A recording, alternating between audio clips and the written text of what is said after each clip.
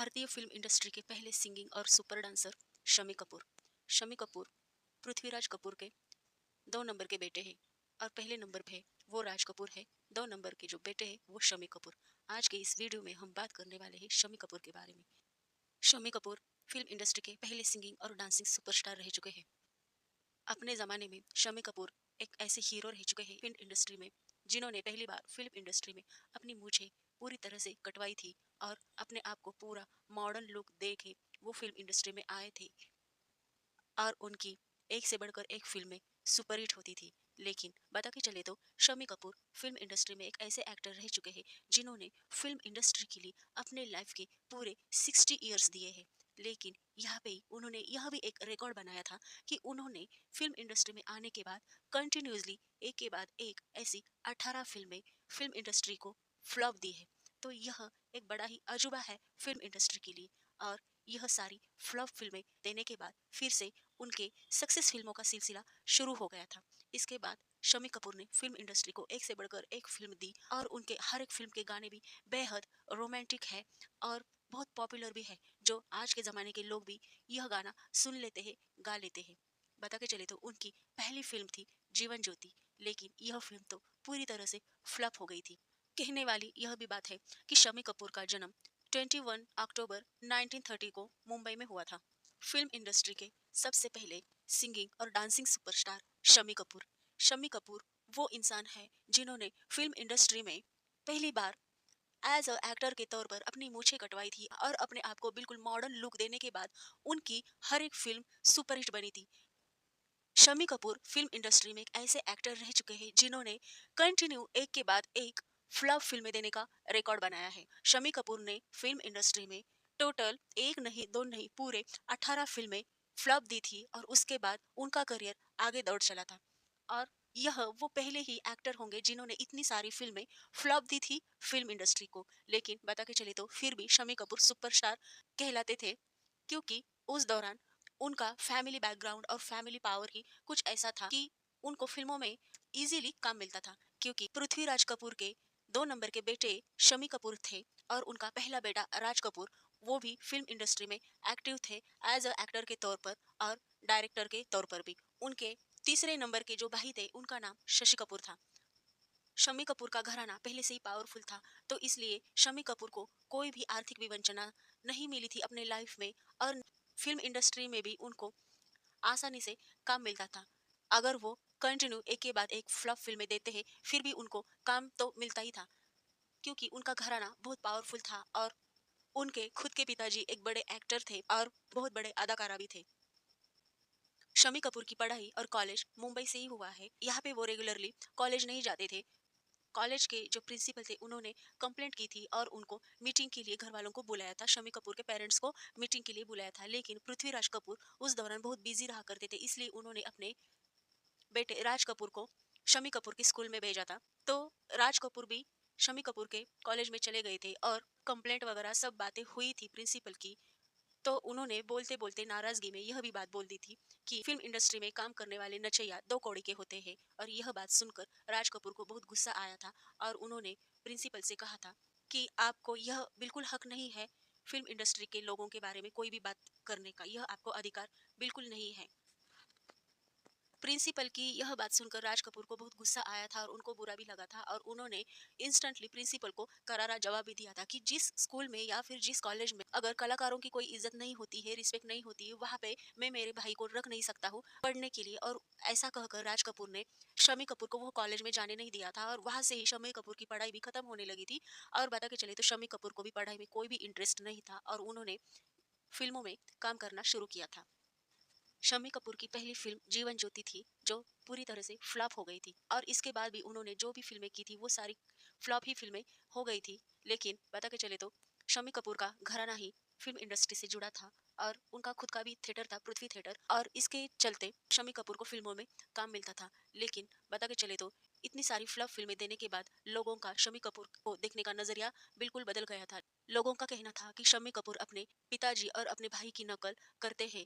तो शम्मी कपूर को बहुत गुस्सा आता था और उनको ऐसा लगता था कि शायद वो कपूर खानदान में पैदा ना होते तो बहुत अच्छा होता, क्योंकि अपने पिताजी और भाई की नकल करने का इल्जाम उन पे नहीं आता। तो यह बात सोचकर उनको बहुत गुस्सा आता था। लेकिन आगे चल के 1950 में उनकी मुलाकात गीता बाली संग हुई थी। फिल्म करते करते गीता बाली ने उनको यह भी सजेशन दिया था कि शम्मी कपूर अगर अपनी मूछें कटवाते हैं और बाल भी पूरा कम करते हैं तो शायद उनकी फिल्में आगे चल सकती है। और गीता बाली की यह बात सुनकर शम्मी कपूर ने सेम वैसा ही किया था। उन्होंने अपनी मूछें कटवाई थी, बाल भी बहुत छोटे किए थे और इसके साथ साथ उन्होंने वेस्टर्न ड्रेस पहनना शुरू किया था। तो उनका यह लुक लोगों को बहुत भाया था और इस लुक में शम्मी कपूर बहुत ही लाजवाब दिखते थे, क्योंकि उनका कलर तो पहले से ही गोरा था और ऊपर से उनको यह लुक बहुत ही अच्छा लगता था उनके ऊपर। और उनकी बाकी की फिल्में सुपरहिट होने लगी थी। शम्मी कपूर गीता बाली को अपना लकी चार्म मानते थे, क्योंकि गीता बाली के कहने पर उन्होंने अपने आप में बदलाव किया था और यह बदलाव होने के बाद ही उनको फिल्मों में सक्सेस मिला था। शम्मी कपूर ने अपने फिल्म इंडस्ट्री में कुछ ऐसी फिल्में फ्लॉप दी थी, उसमें से गुलशन और लैला मजनू, ठोकर, ऐसी कुछ फिल्में हैं जो पूरी तरह से फ्लॉप हो गई थी। यह सारी फ्लॉप फिल्में देने के बाद भी शम्मी कपूर एक सुपरस्टार ही कहलाते हैं, क्योंकि उनकी हर एक फिल्म का हर एक गाना बहुत ही लाजवाब था। फिर चाहे वो गाना गोविंदा आला रे आला हो, या फिर रात के हम सफर, हंस के घर को चले, या फिर या हूँ चाहे कोई मुझे जंगली कहे, या फिर दिल के झरोके में तुझको बिठाकर, यादों को तेरी में दुल्हन बनाकर। उनकी हर एक फिल्म का गाना बहुत ही सुपर हिट रहा है और लोग यह गाना आज भी प्यार से सुनते हैं और प्यार से बोलते भी हैं।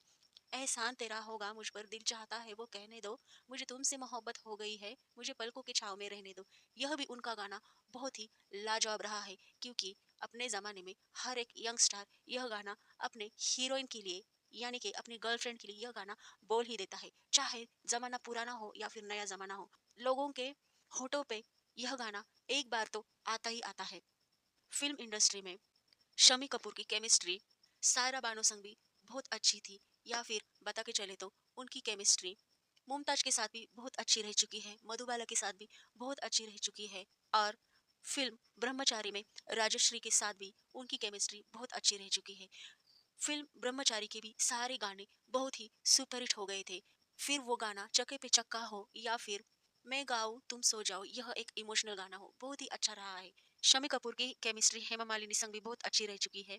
और बता के चले तो शर्मिला टैगर हो या फिर साधना हो, उनकी हर एक हीरोइन के साथ हर एक फिल्म में उनका हर एक गाना बहुत ही लाजवाब रहा है। शम्मी कपूर अपने यही गानों के लिए बहुत फेमस है, पॉपुलर भी है। और ऊपर से उनका लंबा चौड़ा कद और बहुत ही गोरा और सफेद रंग, नीली आंखें, गुलाबी होठ, यह सारी जो उनकी अदाएं थी, डांस करने की अदा, बोलने की अदा, आंखें घुमाने की अदा, यह भी बहुत अच्छी थी। और लोगों को यह उनकी सारी अदाएं एक से बढ़कर एक थी, जो बहुत ही अच्छी लगती थी और इसके लिए उन पे कई सारे एक्ट्रेस भी फिदा थे। लेकिन शम्मी कपूर किस एक्ट्रेस पे फिदा थे, क्या आपको जानना है? तो हम बता के चलते हैं। शम्मी कपूर का दिल आया था गीता बाली पर, क्योंकि गीता बाली उनका लकी चार्म थी और गीता बाली जो कुछ भी एडवाइस देती थी शम्मी कपूर वो तुरंत मान लेते थे, और गीता बाली की यह एडवाइस उनके लिए हमेशा सच्ची साबित होती थी। तो इसलिए शम्मी कपूर गीता बाली को बहुत मानते थे और उनके साथ वो शादी भी करना चाहते थे। लेकिन गीता बाली को यह रिश्ता पसंद नहीं था। लेकिन शम्मी कपूर ने अपनी ओर से कुछ भी कमी नहीं की थी। वो हर दिन गीता बाली को डायरेक्ट शादी के लिए प्रपोज किया करते थे, ना कि लव के लिए उन्होंने प्रपोज रखा था। 6 महीने तक उन्होंने गीता बाली को प्रपोज किया था, शादी के लिए मनाया था, बहुत सारी मेहनत भी की थी गीता बाली के लिए उन्होंने। लेकिन एक कहावत है कि पत्थर पर अगर रोज कंकड़ अगर फेंकते हो तो पत्थर एक ना एक दिन टूट ही जाता है। वैसा ही कंडीशन गीता बाली संग हो गई थी और गीता बाली एक दिन शम्मी कपूर के लिए मान भी गई थी और उनके साथ शम्मी कपूर की शादी भी हो गई थी। लेकिन गीता बाली संग शम्मी कपूर की यह शादी बहुत ही इंटरेस्टिंग हुई थी, बहुत ही दिलचस्प तरीके से हुई थी, क्योंकि शम्मी कपूर ने गीता बाली संग रातों रात शादी की थी गीता बाली जी के कहने पर। क्योंकि गीता बाली के होठों पर शम्मी कपूर के लिए तो हाँ आई थी और गीता बाली ने कहा था कि मुझे अभी इसी वक्त इसी दौरान इंस्टेंट तुम्हारे साथ शादी करनी है। और वो जो समय था वो शाम वाला समय था। और यहाँ पे बता के चलते कुछ भी तैयारी वगैरह कुछ भी नहीं हुई थी शादी की, घोड़े वगैरह कुछ भी नहीं थे, ना ना बारात थी, ना बाराती थे, ना कुछ मंडप वगैरह कुछ भी नहीं था। तो इस कंडीशन में भी शम्मी कपूर ने गीता बाली संग शादी रचाई थी। उन्होंने रातों रात मंदिर में यह शादी रचाई थी और वहां पे भी गीता बाली की जो मांग थी वो शम्मी कपूर ने उनके ही लिपस्टिक से भरी थी। तो यह शादी बहुत ही अजीब तरीके से हुई थी, लेकिन पूरे रीति रिवाज के साथ यह शादी हो गई थी। और इस बात का गीता बाली को भी बहुत अच्छा लगा था कि शम्मी कपूर ने उनके लिए एक ही रात में इतना सारा इंतजाम किया था और वो दोनों का ब्याह होके शम्मी कपूर ने दूसरे दिन गीता बाली को अपने घर में डायरेक्ट लेके गए थे और उनको इंट्रोड्यूस किया था कि ये जो है तुम्हारी बहू है बोल के। क्योंकि बता के चले तो शम्मी कपूर पहले भी बहुत सारे लड़कियों पर, बहुत सारे एक्ट्रेस पर शम्मी कपूर का दिल आता था, क्योंकि शम्मी कपूर का मिजाज ही कुछ ऐसा रंगीन था और बहुत शौकीन भी था। यहाँ पे बता के चले तो शम्मी कपूर को मधुबाला बहुत पसंद थी। वो मधुबाला पर अपनी जान छिड़कते थे और वो उनसे शम्मी कपूर शादी भी करना चाहते थे, लेकिन मधुबाला तो प्यार में दीवानी थी दिलीप कुमार के। और इसलिए मधुबाला ने शम्मी कपूर को कोई भी घास नहीं डाला था। वो शम्मी कपूर के चक्कर में नहीं आई थी। शम्मी कपूर को जब यह बात पता चली थी तो उन्होंने मधुबाला संग रिश्ता भी तोड़ दिया था। और इसके साथ साथ यह भी बात थी कि मधुबाला एक मुस्लिम धर्म की थी और उनका घराना तो कपूर घराना था। तो इसलिए शम्मी कपूर ने मधुबाला का जो सब्जेक्ट था वो क्लोज किया था। और उनका दिल अपनी उम्र की हर एक एक्ट्रेस पे भी आया था। लेकिन बता के चले तो हर एक एक्ट्रेस के साथ तो उनकी शादी नहीं हुई थी, या फिर उन्होंने हर एक एक्ट्रेस को अपने प्यार में नहीं बांध के रखा था। और उन्होंने दिल उनका आया था वो गीता बाली जी के ऊपर ही आया था, और उन्होंने उसके साथ शादी भी रचाई थी। और इस शादी से शम्मी कपूर को एक लड़का और एक प्यारी सी एक लड़की भी हो गई थी। अपने बेटी और बेटे पर शम्मी कपूर अपनी जान छिड़कते थे। लेकिन बता के चले तो शम्मी कपूर की यह शादी ज्यादा दिन तक नहीं चली थी, क्योंकि महज शादी के 10 साल होने के बाद गीता बाली को कैंसर हो गया था। और इसी डिसीज के चलते गीता बाली ने अंतिम सांस ली थी। जब गीता बाली का निधन हो गया था तो शम्मी कपूर बिल्कुल अकेले हो गए थे, बिल्कुल तनहा हो गए थे अपनी लाइफ में, और उन्होंने शराब पीना भी शुरू किया था। लेकिन बता के चले तो गीता बाली के निधन होने के बाद शम्मी कपूर के घर वालों ने शम्मी कपूर को एडवाइस भी दिया था कि तुम चाहे तो दूसरी शादी कर सकते हो, क्योंकि तुम्हारे बच्चे भी अभी बहुत छोटे हैं और तुम्हारी उम्र भी उतनी कुछ हुई नहीं है कि तुम दूसरी शादी ना करो। लेकिन शम्मी कपूर को यह बात बिल्कुल अच्छी नहीं लगती थी। लेकिन अपने बच्चों के लिए तो उनको दूसरी शादी करनी पड़ी थी। इसलिए शम्मी कपूर ने मुमताज जो हीरोइन थी, मुमताज संग उनका यह भी गाना बहुत फेमस था, आजकल तेरे मेरे प्यार के चर्चे हर जबान पर, सबको मालूम है और सबको खबर हो गई। इस गाने में दोनों एक साथ नजर आए थे। शम्मी कपूर ने मुमताज को शादी के लिए प्रपोज किया था, लेकिन मुमताज का यह कहना था कि शादी के बाद वो फिल्मों में काम करेगी। और शम्मी कपूर का घराना तो ऐसा बिल्कुल नहीं चाहता था, क्योंकि उनका तो यही रूल था कि कपूर खानदान की बहू फिल्मों में काम नहीं कर सकती है। तो यह बात उनके घर वालों को भी मंजूर नहीं थी। लेकिन मुमताज का तो यही कहना था कि वो शम्मी कपूर से अगर शादी करेगी तो वो अपना फिल्म इंडस्ट्री में भी काम करेगी। और इसी बात के चलते शम्मी कपूर ने मुमताज संग शादी नहीं की थी। लेकिन फिल्म इंडस्ट्री में शम्मी कपूर एक्टिव थे और वो एक से बढ़कर एक फिल्में भी दे रहे थे। शम्मी कपूर ने अपने फिल्म इंडस्ट्री में ब्लफ मास्टर, जंगली, बसंत, कॉलेज गर्ल ऐसी कुछ हिट फिल्मों में भी काम किया है, और उनकी इस फिल्म के गाने भी बहुत अच्छे रहे हैं। बता के चले तो दिल तेरा दीवाना है सनम, यह भी गाना बहुत ही पॉपुलर हो गया था। और उनकी एक फिल्म आई थी राजकुमार, इसमें उन्होंने साधना संग काम किया था। साधना यानी कि वही हीरोइन जो साधना शिवदासेनी आर के नैयर की पत्नी थी, और वही हीरोइन जो बबीता की चचेरी बहन थी। आ जा आई बहार दिल है बेकरार ओ मेरे राजकुमार, तेरे बिन अब ना रहा जाए। तो ये जो गाना था ये भी बहुत ही पॉपुलर हो गया था उस जमाने में। शम्मी कपूर की चाइना टाउन, वल्लाह क्या बात है, बॉयफ्रेंड, प्रोफेसर ऐसी कुछ फिल्में आई थी जिन्होंने शम्मी कपूर को अपने सक्सेस की बुलंदियों पर पहुंचाया था। दिल तेरा दीवाना इस फिल्म में शम्मी कपूर ने माला सिन्हा संग काम किया था, और यह भी गाना बहुत ही फेमस हो गया था। दिल तेरा दीवाना है सनम, जानते हैं तुम कुछ ना कहेंगे हम, मोहब्बत की कसम।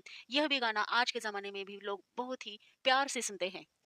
शम्मी कपूर की पत्नी की जब डेथ हो गई थी कैंसर की वजह से, तो शम्मी कपूर अपने बच्चों के लिए नई माँ ढूंढने लगे थे। और यह सलाह भी शम्मी कपूर के घर वालों ने ही शम्मी कपूर को दी थी। इसके लिए उन्होंने मुमताज़ को भी प्रपोज किया था शादी के लिए, लेकिन मुमताज़ का तो यही कहना था कि वो शादी के बाद भी फिल्मों में काम करने वाली है। और यह बात तो शम्मी कपूर और उनके घर वालों को भी पसंद नहीं थी। इसलिए शम्मी कपूर ने मुमताज़ का इरादा अपने दिल से निकाल दिया था। और आगे चल के शम्मी कपूर ने अपनी भतीजी की एक फ्रेंड थी जिसका नाम नीला देवी था, इस लड़की से शम्मी कपूर ने शादी बना ली थी। और इस शादी की यह भी शर्त थी, उनकी यह शर्त थी कि शादी के बाद वो दोनों को कोई भी बच्चा नहीं रहेगा, क्योंकि शम्मी कपूर के जो पहले से ही ऑलरेडी 2 बच्चे थे, वो उन बच्चों को ही अपना बच्चा समझेगी और उनकी माँ वो बनेगी। तो नीला देवी को तो शम्मी कपूर बहुत पसंद थे, और नीला देवी तो शम्मी कपूर की फैन थी। शम्मी कपूर ने जब नीला देवी संग शादी करने का प्रपोज डाला था, तो नीला देवी भी बहुत खुश हो गई थी, और उन्होंने शम्मी कपूर की माँ न बनने वाली शर्त भी मान ली थी। लेकिन बता के चले तो हर लड़की का शादी के बाद एक सपना होता है कि उसके खुद के बच्चे हो जाए। लेकिन शम्मी कपूर के प्यार के आगे नीला देवी ने इस सपने को भी ठोकर मारी थी, और वो शम्मी कपूर संग अपना संसार बसाने चली थी। शम्मी कपूर के बारे में अगर बता के चले तो शम्मी कपूर का जो रंगीन मिजाज था, लड़कियों की तरफ उनका जो प्यार का बर्ताव था, वो कभी भी बदला नहीं था। वो फिर शादी से पहले हो या फिर शादी के बाद हो, तो शम्मी कपूर का यह जो मिजाज था, यह जो रोमान था, वो बरकरार था। नीला देवी से शादी करने के बाद भी शम्मी कपूर की जिंदगी में एक और औरत आई थी। इसका नाम था वीणा रमाणी। वीणा रमाणी एक सोशल वर्कर थी और एक राइटर भी थी। वीणा रमाणी संग भी शम्मी कपूर का नाम जुड़ा था। शम्मी कपूर की शादी नहीं हुई थी, फिर भी उन्होंने एक नादिरा बोल के हीरोइन थी, इस हीरोइन संग उनकी श्रीलंका में मुलाकात हो गई थी और श्रीलंका से वह हीरोइन शम्मी कपूर के साथ इंडिया में आई थी और शम्मी कपूर के कहने पर नादिरा को भी बहुत सारे रोल मिलने लगे थे फिल्म में और नादिरा एक उनकी गर्लफ्रेंड बोल के कहा था और नादिरा को भी यह बात पसंद थी शम्मी कपूर की गर्लफ्रेंड बनने में। तो यह रिश्ता भी कुछ दिनों तक चला, लेकिन आगे चल के नादिरा को अपने मुल्क की भी याद आती थी और इसलिए वो भारत छोड़ के फिर से अपने मुल्क चली गई थी और यहाँ पे शम्मी कपूर फिर से एक बार अकेले हो गए थे। वो नादिरा के प्यार में बिल्कुल भी पागल नहीं थे। शम्मी कपूर अपने फिल्मी करियर में आगे बढ़ते जा रहे थे। शम्मी कपूर के बारे में एक दिलचस्प बात यह भी है कि शम्मी कपूर भारत के पहले इंटरनेट यूजर थे और भारत इंटरनेट के वो पहले फाउंडर भी रहे हैं और चेयरमैन भी रहे। और अगर एक्टर की बात करें तो शम्मी कपूर इकलौते ऐसे एक्टर हैं जिन्होंने पहली बार कंप्यूटर यूज किया था और वो भारत इंटरनेट कम्युनिटी के यूजर और फाउंडर भी रहे हैं, चेयरमैन भी रहे हैं शम्मी कपूर। शम्मी कपूर की फिल्म जंगली उन्होंने सायरा बानो सिंह की थी और इस फिल्म में जो गाना था या हो चाहे कोई मुझे जंगली कहे कहने दो जी कहता रहे, यह गाना शूट करने के टाइम शम्मी कपूर ने विदाउट सेफ्टी यह गाना पूरा के पूरा शूट किया था। यानी कि मान के चलो कि शम्मी कपूर ऐसे एक नौजवान रहे हैं जिन्होंने गाना शूट करने के टाइम पूरी मस्ती के साथ यह गाना शूट किया था और एंजॉय भी बहुत सारा किया था इस गाने के लिए। और इस शूट के दौरान उनको पाँव में कई चोटें भी आई थी, लेकिन उनको इससे कोई भी मतलब नहीं था। उनको तो यह गाना शूट करने में इतना मजा आता था कि उनको यह भी ख्याल नहीं आया था कि उनके पाँव में चोट भी लगी है। यानी कि शम्मी कपूर ने इस गाने के लिए पूरा अपना बेस्ट दिया था और यही गाना नहीं, शम्मी कपूर ने अपने हर एक गाने के लिए वो दिल जान से मेहनत करते थे और वो बहुत ही बारीकी से अच्छे तरीके से गाना शूट भी करते थे। लेकिन यह गाने की तो बात ही कुछ अलग है और यह गाना भी बहुत फेमस हो गया था, बहुत पॉपुलर भी हो गया था। और इस फिल्म में सायरा बानो की यह फिल्म इंडस्ट्री में पहली शुरुआत थी। उन्होंने फिल्म इंडस्ट्री में जंगली फिल्म से ही अपना डेब्यू किया था। वैसे तो बता के चले तो शम्मी कपूर भी अपने ज़माने में एक ऐसे एक्टर रहे हैं जिन्होंने पहली बार फिल्म इंडस्ट्री में यह रिवाज शुरू किया था कि जो फिल्म इंडस्ट्री में न्यू फेसेस आना चाहते हैं, यानी कि न्यू हीरोइन अगर फिल्म इंडस्ट्री में आना चाहती है तो उनको अपनी तरफ से शम्मी कपूर एक मौका देते थे। उनके साथ भी वो एज अ हीरो के तौर पर काम किया करते थे और इस तरह से उनके साथ जो भी हीरोइंस आती थी जो न्यू फेस वाली हीरोइन हो तो उनका करियर शम्मी कपूर के कारण बन ही जाता था। और यह रिवाज की शुरुआत शम्मी कपूर ने फिल्म इंडस्ट्री में की थी। और अभी जैसे कि हम जानते ही हैं कि सलमान खान भी ऐसे बहुत सारे न्यू फेसेस को एंट्री देते हैं अपने फिल्मों के लिए। इसकी जो शुरुआत थी वो फिल्म इंडस्ट्री में शम्मी कपूर ने ही की थी। फिल्म इंडस्ट्री में शम्मी कपूर एक बहुत ही मॉडर्न टाइप के हीरो थे और उनकी बोलने की कला, उनकी अदा पे हर हसीना फिदा होती थी। लेकिन शम्मी कपूर की फिल्म इंडस्ट्री के लिए जिस तरह से वो अपने हाई लेवल पर थे तो उसी तरह से उन्होंने फिल्म इंडस्ट्री में ढलान की ओर भी कदम रखा था। क्योंकि बता के चले तो फिल्म जंगली के लिए शम्मी कपूर ने जिस तरह गाने का शूट किया था हंसी मजाक मौज मस्ती के साथ, तो इस दौरान उनको जब पाँव को चोट लगी थी तो आगे चल के वो जो चोट थी वो अंदर की जख्म थी, अंदर का घाव था और वो पूरी तरह से ठीक भी नहीं हुआ था। और इसी दौरान उनकी आगे चल के एक राजकुमार मूवी आई थी शम्मी कपूर के जिस पाँव को चोट आई थी और यानी कि शम्मी कपूर का जो पाँव अंदर से घायल था, घाव पूरी तरह से भरा नहीं था, उसी पाँव को ही राजकुमार फिल्म के शूटिंग के दौरान हाथी की जंजीरों ने वो पाँव को जकड़ लिया था। फिल्म राजकुमार के दौरान शम्मी कपूर का वही जो पैर था वही पैर हाथी के पैर के जंजीरों से जकड़ गया था और मरोड़ भी गया था। तो इसके चलते शम्मी कपूर का ट्रीटमेंट भी शुरू था और बता के चले तो इस ट्रीटमेंट के दौरान उन्होंने बहुत सारे मेडिसिन भी खा ली थी और इसके कारण इसी ट्रीटमेंट के दौरान शम्मी कपूर का वजन भी बढ़ता जा रहा था। उनका जो वजन है, उनका जो वेट है कंट्रोल में नहीं हो रहा था, उनका वेट दिन ब दिन बढ़ता ही जा रहा था। तो बढ़ते वेट के कारण शम्मी कपूर को फिल्म इंडस्ट्री में हीरो के तौर पर भूमिका बहुत ही कम मिलने लगी थी। लेकिन शम्मी कपूर तो शम्मी कपूर थे, उनको इस बात के लिए उनको कोई भी बुरा नहीं लगता था। उनको जब हीरो वाली भूमिका नहीं मिल रही थी तो उन्होंने सपोर्टिंग हीरो वाले किरदार भी निभाना शुरू किए थे। जंगली फिल्म में सायरा बानो संग वो जब हीरो की भूमिका कर रहे थे तो दूसरे फिल्म में वो सायरा बानो के पिताजी की भी भूमिका कर रहे थे। ऐसे जो हीरो थे या फिर जो हीरोइन थी तो उनके पेरेंट्स की भी भूमिका शम्मी कपूर आगे जाके कर रहे थे। लेकिन अगर बता के चले तो अपनी उम्र होने के बाद भी या फिर अपना वजन ज़्यादा होने के बाद भी शम्मी कपूर ने फिल्म इंडस्ट्री से आराम नहीं लिया था। फिल्म इंडस्ट्री में वो एक्टिव ही थे, चाहे वो सपोर्टिंग के रोल में हो या फिर हीरो के रोल में हो या फिर हीरो हीरोइन के पेरेंट्स की भूमिका उनको करनी पड़े, लेकिन वो कुछ ना कुछ फिल्म इंडस्ट्री में काम कर ही लिया करते थे। और बता के चले तो शम्मी कपूर ने आगे जाके अपने फिल्म प्रोडक्शन से 2 फिल्में बनाई थी, उसमें से एक बंडलबाज थी और इसमें बंडलबाज फिल्म में उनके साथ राजेश खन्ना थे। लेकिन बता के चलते यह दोनों फिल्में भी बहुत ही फ्लॉप हो गई थी और शम्मी कपूर का भी मन यह प्रोडक्शन हाउस में नहीं लग रहा था। तो उन्होंने यह प्रोडक्शन वाला काम भी छोड़कर पहले जैसे अपने एज अ एक्टर के रोल में या फिर सपोर्टिंग एक्टर के रोल में वो काम किया करते थे। और इसी में ही उनको बहुत रुचि थी। बंडल बैग फ़िल्म के साथ-साथ उन्होंने मनोरंजन भी फ़िल्म बनाई थी अपने प्रोडक्शन के ज़रिए, लेकिन यह दोनों भी फ़िल्में बुरी तरह से फ्लॉप हो गई थी और यह फ्लॉप फ़िल्में देखकर शम्मी कपूर को भी प्रोडक्शन करने में कुछ भी मज़ा नहीं आ रहा था और वो फिर से अपनी फ़िल्म इंडस्ट्री में सपोर्टिंग हीरो के तौर पर काम करने लगे थे। आगे चल के शम्मी कपूर ने कुछ टीवी सीरियल्स में भी काम किया था, लेकिन बता के चलिए तो शम्मी कपूर फ़िल्म इंडस्ट्री के इकलौते ऐसे एक्टर हैं जिन्होंने फ़िल्म इंडस्ट्री को अपने 60 साल दिए थे और वो फ़िल्म इंडस्ट्री में बहुत ही कम उम्र में ही आए थे, लेकिन ज़्यादा उम्र तक फ़िल्म इंडस्ट्री में वो रहे थे। शम्मी कपूर भी अपने बुढ़ापे के दौर में कैंसर की चपेट में आ गए थे और उनको यह डिसीज़ होने के बाद 14 अगस्त 2011 को उनकी डेथ हो गई थी। ऐसे फ़िल्म इंडस्ट्री में एक अलग ही मिज़ाज के शम्मी कपूर एक्टर थे, एक रंगीन मिज़ाज के शम्मी कपूर एक्टर थे और उन्होंने फ़िल्म इंडस्ट्री के लिए अपना बहुत बड़ा योगदान दिया है और उनकी फ़िल्मों की भी अगर बात करके चले तो उनकी तकरीबन शुरुआती कुछ फ़िल्में छोड़कर आगे उनकी जो भी फ़िल्में आती थी तो थिएटर पर लाइन लगती थी उनकी फ़िल्में देखने के लिए। इस तरह से, इस तरीके से शम्मी कपूर इतने फ़ेमस और पॉपुलर थे। फ़िल्म इंडस्ट्री के लिए उनका बहुत ही बड़ा योगदान भी रहा है और उनकी फ़िल्में भी बहुत सुपरहिट होती थी और उनके फ़िल्मों के साथ-साथ उनके गाने तो बहुत ही लाजवाब थे। एक से बढ़कर एक अगर बोले तो शम्मी कपूर का गाना था। उनका एक भी गाना बिल्कुल फ्लॉप नहीं हुआ था, यानी कि लोग अनदेखा नहीं करते थे उनका गाना देखना और सुनना भी। आज भी लोग बड़े प्यार से देखते हैं यह गाने और बड़े प्यार से भी यह गाना सुन लिया करते हैं। तो ऐसे शम्मी कपूर अपने ज़माने के एक सुपरस्टार रहे हैं। उनके गानों का तो क्या ही कहना, बहुत ही अलग और रोमांटिक उनके गाने हुआ करते थे, जो आज के नौजवान भी प्यार से सुनते हैं। तो आपको शम्मी कपूर का कौन-सा गाना पसंद है, आप मुझे कमेंट करके बता सकते हो और ऐसी ही न्यू इन्फॉर्मेशन के लिए हम मिलेंगे अगले नेक्स्ट वीडियो में। तब तक आपको मेरे चैनल को सब्सक्राइब करना है, लाइक करना है, शेयर करना है, कमेंट कीजिए।